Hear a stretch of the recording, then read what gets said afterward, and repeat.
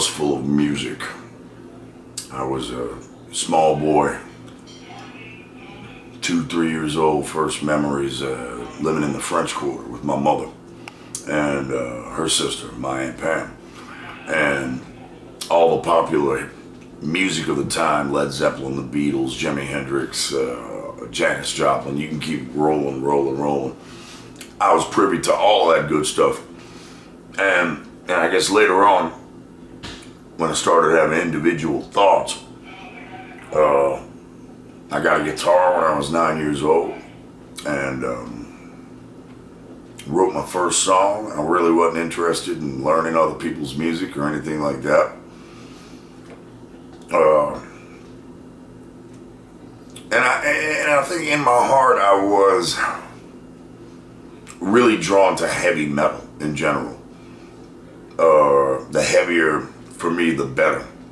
But then around 7th grade, I went to school with some friends who loved punk rock. And at the time, punk rock to me was a bit of a mystery. I wasn't sure of it at all. And but the attitude wore off. The attitude of it all wore off. And wore off on me as a performer and as someone who is on stage and projects a certain image. And for me, I guess a really huge turning point was, I guess I was about 15 years old. Motorhead came to town, and that is New Orleans, Louisiana. And they were on tour with a band called Hallows' Eve and a band called Agnostic Front. When I saw Agnostic Front, a bunch of dudes get up on that damn stage, no image, no dressed up, polished look to them or anything like that, and deliver these unforgiving, quick, hard-hitting songs, it changed my perspective forever, ever, and I'll never fucking forget it.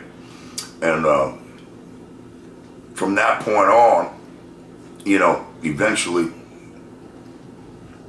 by the time I was 17, I quit high school. I was doing gig after gig after gig with a local band from New Orleans.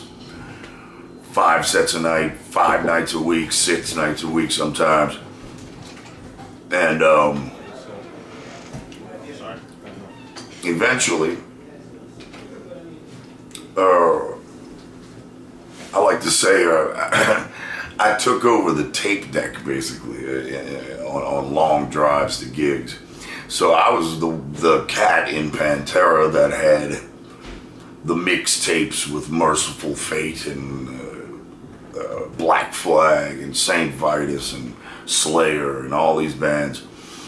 And when it comes to Slayer, that's when it gets super important, because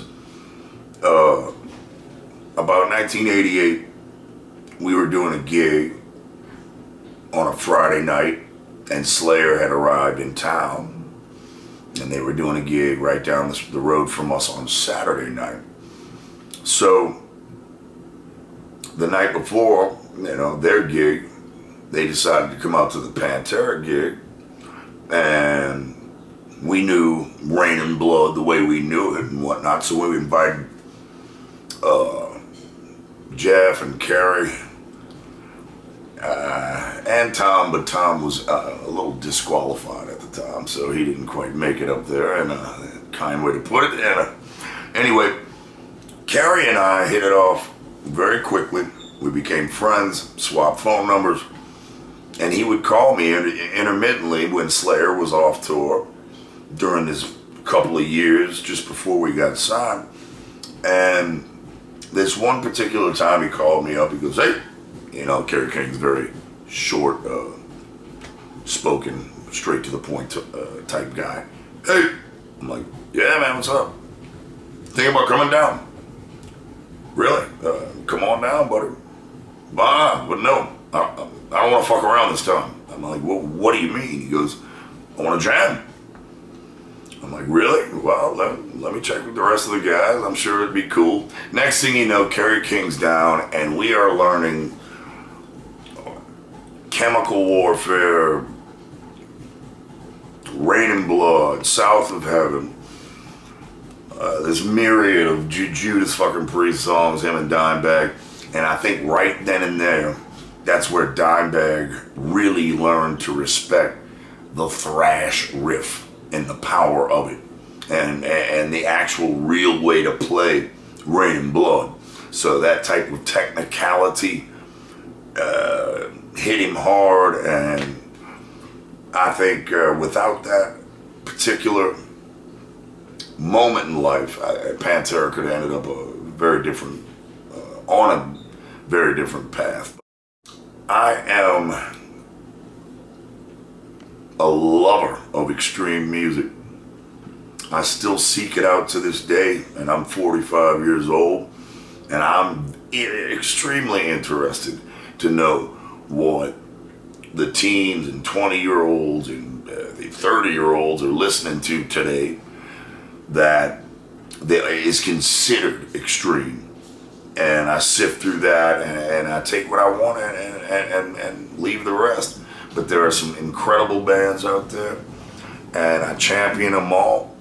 First concert I went to, out of memory, it was probably a local gig in New Orleans.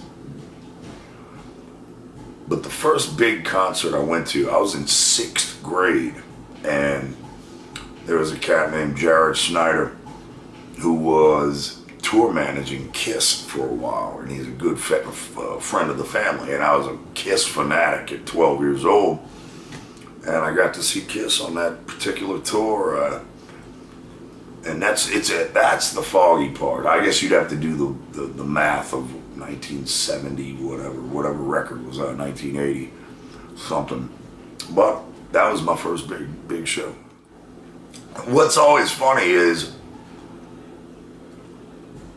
I guess I just thought I was a lead singer, always. And I had friends that had drum kits and could play, and they knew a guitar player, they knew a bass player. I was the singer.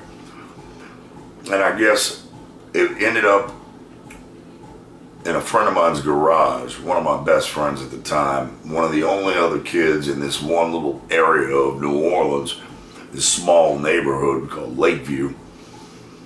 We spotted each other with Iron Maiden shirts on. We're like, what? You know, who are you? He ended up being the drummer, and he had a garage, and we set up, and I think we used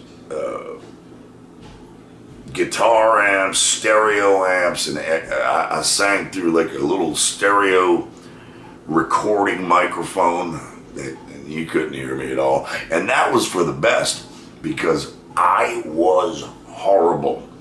I was absolutely terrible. And 6 months later, we did our first gig, and somewhere I still have a tape of that sucker, and we opened up with Neon Nights by Black Sabbath, and I destroyed it. I butchered it. Oh, it was rough. I don't think I started maturing as a vocalist till I was 15.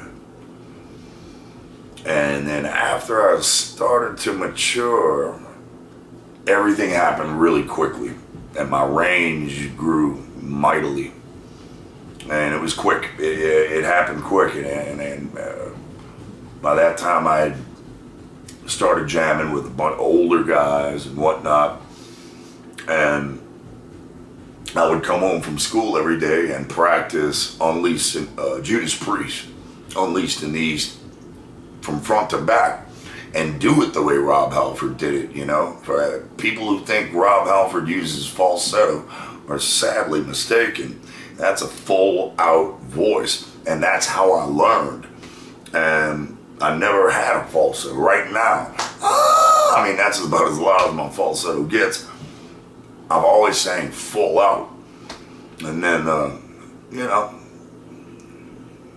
eventually when I found and wanted and needed to find my own identity, I purposefully kind of abandoned that style because in my mind, it had already been done before and done the best it could be, right? There's only one Rob Halford, and I know there's some other guys that can sing very well and whatnot, but that style I thought had been done to death, and heavy metal needed a new attitude, I guess, brought to it instead of such. And it was already there. There was already, the first Metallica record and Slayer for sure and whatnot. And don't get me wrong, Tom could hit those high falsetto notes, but that's not what Slayer was about. It was more about aggression, especially vocally. So it was all happening around me. I just needed to get that perfect blend, man, of a hardcore attitude from bands like Agnostic Front, Cryptic Slaughter, obviously Black Flag, and so many others. It's unbelievable how many influences I use and incorporate. I even use death metal in moments and whatnot, cup the mic, shit like that, for effect. And that's what, so always evolving. First time I met Dimebag is the first day I tried out for Pantera. They flew me in on a Monday night, and Rex picked me up in his car, which really wasn't his car. And we drove out to the studio, and I looked through the window, and there he was, him and Vince, sitting right behind this big console. And this was a whole different world for me, man, going into a studio. So that's the first time I met Dimebag, and we hit it off right off the bat. Started jamming, nailed out some songs. I knew it was a great impression for all of us. It was like, it felt right. And we ended up going back to Vinny and Dime's mom's house, where they lived at the time, and doing something that I never do, which is, I guess it was like a rite of passage or something like that. We did tequila shots, for God's sakes, and I really tried to hang, and by the third one, I really had to bite down hard not to let it fly right there. And then when the fourth one came around, I had to admit to him, I'm like, fellas, I am not a tequila drinker, and you are killing me right now. This hurts. But either way, everything worked out. Philip H. ANSELMO signing off.